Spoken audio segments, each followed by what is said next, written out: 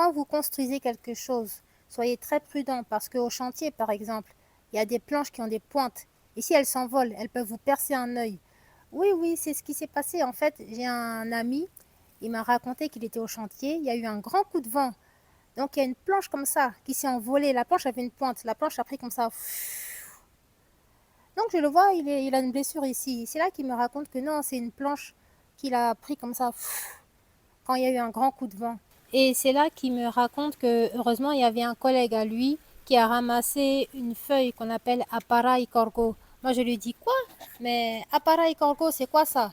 Il me dit que non, non, c'est une plante que tu prends, tu frottes entre tes mains, tu appliques sur la blessure et le sang arrête de couler. Bon, comme il m'a montré la plante, je vais vous montrer à vous aussi. Donc voici Apara Ikorgo, en français Chromolena odorata.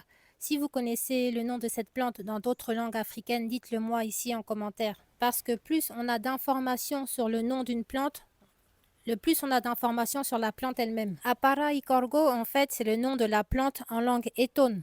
Ça veut dire que c'est une plante qu'on trouve sur les parcelles de culture. Elle s'accapare les cultures et donc on la fauche et quand elle pourrit, elle sert d'engrais. Mais ce qui nous intéresse ici, ce sont les propriétés médicinales de la plante parce qu'en fait, elle est hémostatique, ça veut dire qu'elle stoppe les saignements.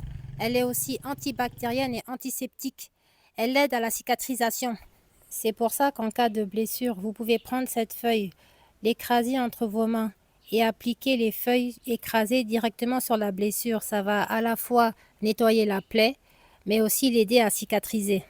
Comme cette plante a des propriétés antibactériennes et antiseptiques, on peut l'utiliser aussi en interne.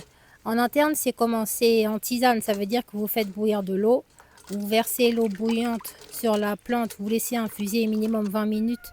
Et quand vous buvez ça, ça peut vous aider en cas de diarrhée due à une infection bactérienne.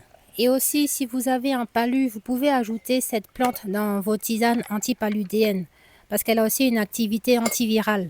Donc voilà Apara Ikorgo, Chromolena odorata. C'est une belle découverte dans la catégorie des plantes hémostatiques, anti-saignement, pansement naturel, antibactérienne.